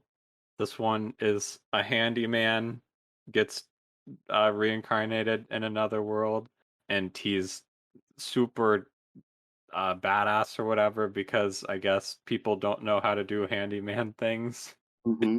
and he's like a valuable party member. It's just like kind of wholesome, and it's a like kind of a gag manga comedy type anime. It was kind of boring. The only noteworthy thing that I have to say about this one is that they have a bit where he's like, "Where do you get that system of measurement in your world?" And they're like, "Oh, it comes from there was this king with a really long penis." And so from henceforth we started like using his name to like measure things in his penis size. I was like, that's some pretty interesting world building and funny. So Yeah. I give them some points for that. 6 out of 10. The reincarnation of the strongest exorcist in another world. This is like a standard like power fantasy type anime where it's just like a super OP main character. I'm like extremely hesitant to watch anything that has the phrase "in another world" in the title. Like, obviously, there's more isekais than like not all isekais have the phrase "in another world" in the title, but the ones that specifically have that in the title, I'm like extremely hesitant. And this is like definitely if that's your concern, you're right. Because this is like pretty, I wouldn't call it generic, but like kind of. It's an isekai. It's the standard formula. It's an OP main character who, and all the girls are on his dick, Mhm. but he's like, "What? That girl doesn't like me. She's just my maid. Why would she want to date me?" Yeah. Uh I actually did quite like this one because the whole like exorcism magic that the main character has, he's like he got reincarnated into like a fantasy world, whatever, with the magic. It's all like magic based, but he's got like exorcism powers that use like curse energy. All his different powers have like these cool animations with them, with like the gate opening and like I don't know, it's very stylish. I like it a lot. I got to give it points just for that. And the main character is like kind of edgy. I also like that. Hmm. It's like a 7. Interesting. Campfire cooking in another world with my absurd skill. This one I feel like goes No. against it goes against your in another world isekai racism, isekai prejudice. um I am racist against the race of isekais. oh, by the way, this is Mappa, which is kind of interesting. It doesn't look that good, but it's by Mappa. Yeah. Uh, this one is like a dude gets isekai'd, and he gets isekai'd along with like a bunch of other heroes. They're just like assembly lining him off, and they're like evaluating everyone's skills. Like, oh yeah, you've got like ultimate destruction beam or whatever. And the main character, they get to him, and it's like online shopping. And everyone's like, "Oh, that's interesting." And so he just like goes up in front of the king and he's like, my skill is shit. Can I be excused from being a hero?" And the king is like, "Well, yeah, I guess your skill is kind of shit. So yeah, you are excused." And he like gives him some money and sends him on his way. And then he finds out that basically his skill is just that like he can just use Amazon. He can just like use Amazon and instantly get delivered anything. And then Oh, also it sounds like amazing. What? You don't even have to yeah, wait? it's actually really OP. And like cooking food actually like gives his party members like skill stat boosts. Mm-hmm. So it's kind of like I like it because it's just like an isekai about like him like making good food. It's like a cooking isekai. There's like a lot of just like he makes a delicious looking dish and he's like, "Here's how I made the dish and look how delicious it is." Yeah. And then he like tames like a what was it called? It was like some like super powerful wolf or something. And I really like the wolf. He's like pretty chill. It didn't look that good, but it was like I surprisingly enjoyed it. I give this one like a strong 7. Nice. chilling in my 30s after getting fired from the Demon King's army. This was marked as an isekai on 9 Anime, but this was not technically an isekai. I'm calling your bullshit, 9 Anime. This was just a normal fantasy anime. Mm-hmm. This one was about a guy who's in the Demon King's army and he gets fired because he has no magic powers and he's just kind of weak. Uh, and then he sees a person getting attacked by like a monkey or something, and he grabs a knife and he's like, "What? This is like a human weapon? That's kind of lame." And then he's like, "Oh, okay, I'm just gonna like mimic like the heroes I've seen or whatever." And he does it, and it turns out he's like insanely OP. And he's like, "Wait a minute." Bruh. It turns out I'm actually a human and I just assumed I was a demon because I got adopted by the Demon King's army when I was young. And I'm actually like insanely overpowered doing human stuff. Interesting. And then the like the girl he saves asks him to stay at the village and he's like all spooked out. He's like, "Oh, I don't know about humans." And then he sees that she has big boobs, and that is his core motivation in this Oh, series. hell yeah. That's some Genji Chainsaw Manian type shit right there. It was just like Denji. Very Denji moment. Mm-hmm. Get them tits. 7 out of 10. I watched this on times 2 speed because I was in a hurry because we were about to do the podcast, but Mm-hmm. uh, I think I'll probably watch more of that. It seems fun. Nice. The Magical Revolution of the Reincarnated Princess and the Genius Young Lady. This might be my favorite isekai of the season. It's about like it's one of those isekai where it feels like it kind of just shouldn't be an isekai. I think it'd be better if it just wasn't. Mm-hmm. Because like the main character, she's like a genius inventor, and it's like, oh, she's a genius inventor because she got isekai or whatever. But it's like one of those things where it's like, can't she just be smart? Like she's already smart, just I don't know. Wait, hang on. Was the sentence of a bookworm an isekai? Yes. Oh, never mind.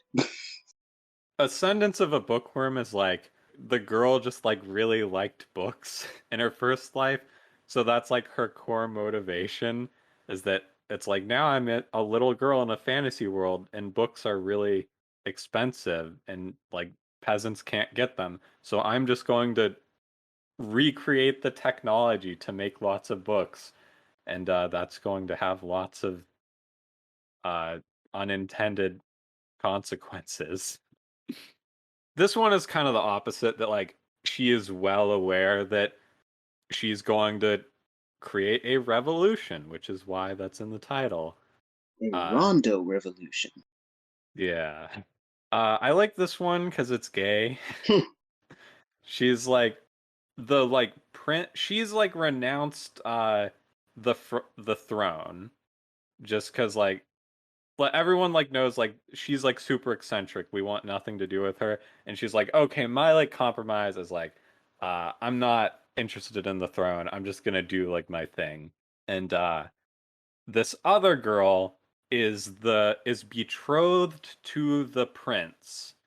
And the prince is like he just like publicly breaks up with her and he's like, I actually like this other girl and I think you're a bitch and also you were bullying her and I have all these fake eyewitnesses that say you were bullying her and you're a bad person. Lol. And Fake news. the main character isekai girl comes in and she's like, "What? You just got dumped? But like you're so hot. I want you as my assistant." And she's like, "What? Eh? Eh?"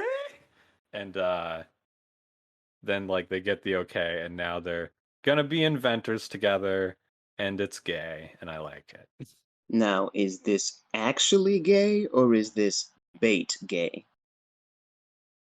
The main girl is like very explicitly gay for the other girl.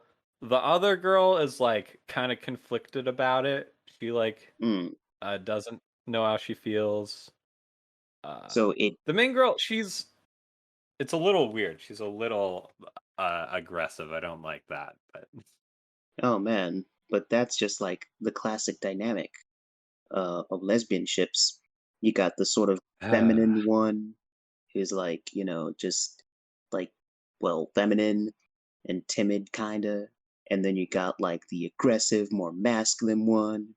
It's a classic. yeah. It's pretty cool. Give it like a light 6 to a 7. hmm Or wait, no, a strong 6 to a light 7. There we go. Yeah. All these isekai are melting my brain. My god. Yeah. It's time to resolve that by watching some Avon getting. I'm kidding. I think that's all of the isekai I watched. Yeah. Wait, was this less or more isekais than last season? There's no way this was less. What? I watched 7, and there were another 2 I didn't watch. So there were 9 isekai this season. Hmm. And that's not including the dog anime is also technically kind of an isekai for the record. So really it's 10. Hmm. But one of these wasn't technically an isekai, so really it's 9. Yeah. Yeah. Actually, I think last season was the one where everyone was like sort of surprised that there wasn't that many. Or it might have been the one before. I can't remember. Mm. But yeah. And that sums up our isekai lightning round. Except it wasn't real lightning round, but you know. You know what you should do when you do the isekai transition and you go isekai lightning round? After Yeah. the epic announcement, you should just have like me in the background, like as if I'm like a heckler, going boo. I'll put that in there. Behind the scenes of the seasonal discharge. All right, I think that's everything we watched, right? Yeah. Uh, so overall, what did you think of this season, Coco? I thought it was a season. uh, I don't even really have any opinion, to be honest. I thought it was, yeah, I just thought it was a season. I guess I'm trying to think which of these shows did I like the most. I guess I'll say the ones I found the most entertaining because of how, I don't know if it was in a good way or in a bad way, was probably the dog show and the No. Onimai one, just because of how weird and absurd they were. But like I said, I don't know if my entertainment of them was ironic or like because like basically I'd have to know the intent behind the way these shows were made for me to know if I'm being entertained the correct way or actually you know what, I'm pretty confident that at least with Inuka-san's dog, it was ironic because I feel like that was made for people to get off to it, and I'm entertained and amused by how not appealing it is and how it's doing it. And I'm more so amused by the fact that there would be someone out there. I mean, of course there would be. Otherwise it just wouldn't get made. That there's someone out there who would get off to this. Um, but yeah, no, I just thought it was.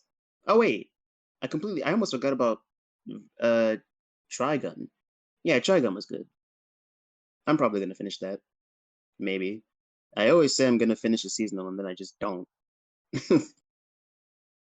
But Yeah. that was good. I thought the dog one was actually quite boring on top of being infuriating. Well, yeah, I mean, I wouldn't finish that. No way. I didn't. it really dragged, I felt like. Yeah. There is one thing I actually forgot to mention while we're talking about that, and there was one thing that was really bothering me about this. Again, I think I'm about to reveal how much of a chronic Coomer I am. Uh, the art style and the animation of this show reminds me like the design of the girl that like owns him, which is like a weird thing to say. Like it reminds me of like a hentai, and I've been racking my brain trying to figure out what hentai it is, but like I can't remember. And I was gonna, because I'm one of those weirdos who actually records the hentai they've seen on AniList. I was going to look on my AniList, and then I remembered I don't think I even put that on there. So fuck's sake. But like, damn it. The animation was not very good. Yeah. And if you're gonna be a fan service show and have like all these, you kind of have to be a good looking show to do that. But whatever. Yeah. It's interesting. I felt like if we're comparing this, I feel like my benchmark has just become the spring season because that was like such a bad season. Mm-hmm. If we're comparing this to the spring season last year, I feel like the Wait, average weren't level there of actually a quality. few good looking? Is that the one with? Is that the season that had Calling of the Night and stuff? Yeah. Weren't there a few decent looking shows that came out that season? I mean, Call of the Night was like the best looking show. I guess you're right. There were some good looking shows, Hmm. but like everything was so boring. Yeah. It was the most boring season. Mm-hmm. So like when we're comparing it to that, I think like the average level of enjoyment I got out of these shows was definitely higher. Yeah. But I will say I don't feel like there was really a standout show this season. Like we in that season we got Call of the Night, Mm-hmm. and that was a really solid show, and it definitely was like kind of the star of the season. Yeah. I didn't get that vibe from any of these. Um. Oh, well, I Might have been guess Trigun. Onimai, but I didn't like that one, so I guess that's the issue. What about Trigun? Like I said, I wasn't a huge fan of the animation because of Oh like yeah. how choppy it looked. Yeah. But also there's just that like I don't know, I gotta deduct points for the fact that it's a remake. Hmm. Maybe I shouldn't, maybe that's unfair. I don't know. Yeah. This was a mid-season. Yeah. It was. It was it was a little difficult to even put this together because it was kind of hard to work up the motivation to go and watch these shows. Is this the longest it's taken us to finally do a seasonal discharge? Uh, I don't think Like, so. like after the season started? Or was that the first one? The very first seasonal discharge we did? Yeah, I can't remember. I think we took like a really long time on. I forget which one it was. The one we did after I did.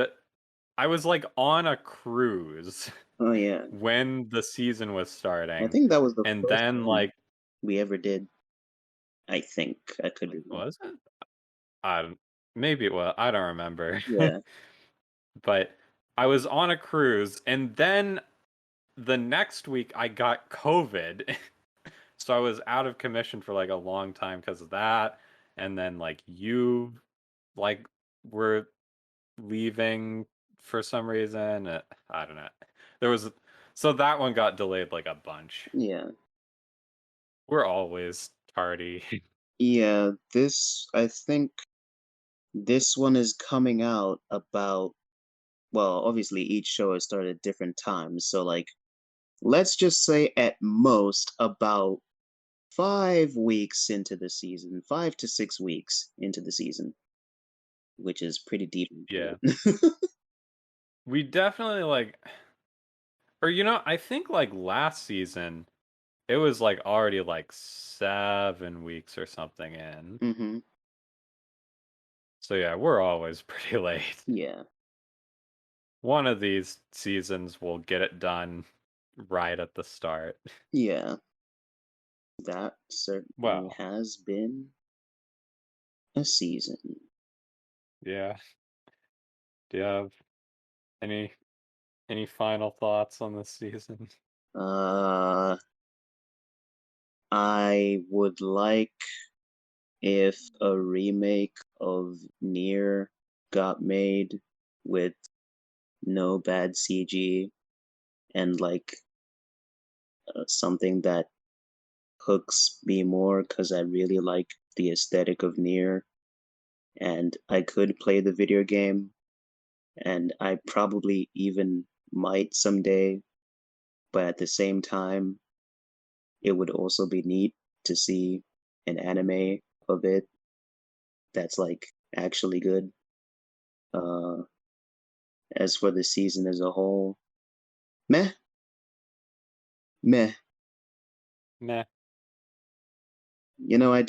I don't usually, to be honest, whenever we do seasonals, I don't usually have like that much of an impression of the season as a whole.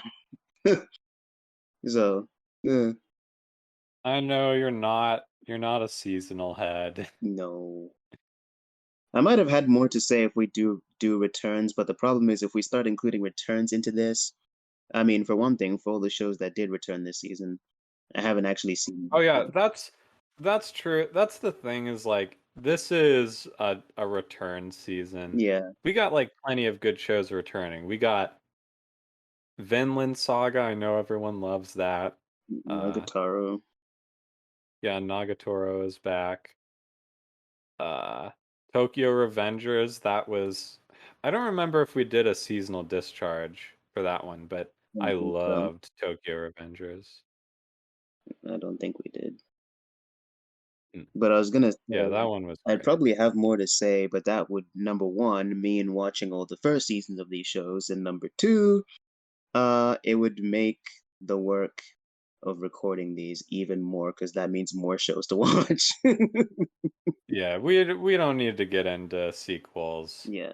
Unless, I mean, I like doing the sequel segment, but Well, we usually save the sequel segment for like shows that are like really popular that season, like we did with yeah, season two of the Maid, Dragon Maid or whatever, and Bleach. well, I think we could have done it for the shows I listed. Hmm. It's just that like I don't know. I'm feeling so burnt out this season. That's I totally don't feel fair. like doing hardly anything. Yeah, that's totally fair.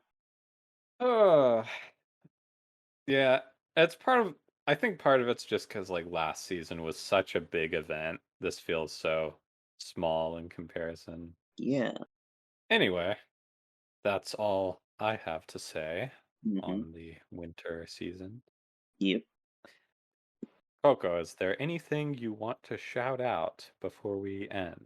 Uh, listen to my single that I just released. Uh, it's about the greatest love of all, Pogs.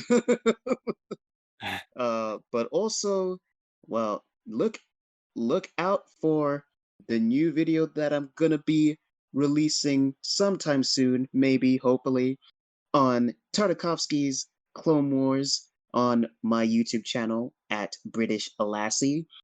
Uh, you can also find me doing drawing sometimes on Instagram and Twitter at Tamika Likes to Draw and DeviantArt at Amazing Artist Yellow.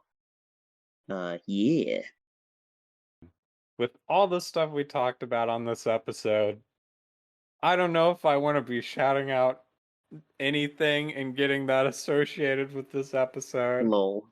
Uh, And but yeah, I've got a comic. yeah. I haven't updated it in a while, but it's Big Billy's Adventure Everywhere.xyz. Pretty cool comic. Maybe I'll do the next chapter eventually. Yeah.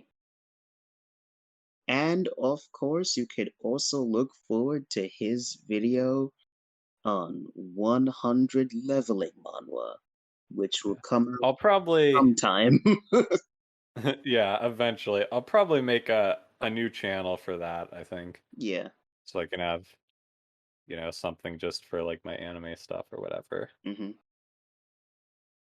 And of course, don't forget you can talk to us in the server that will also be linked in the description. There's that too. Anyway, thank you everyone for watching. Everyone say bye. Bye. Don't watch it, Bye. guys.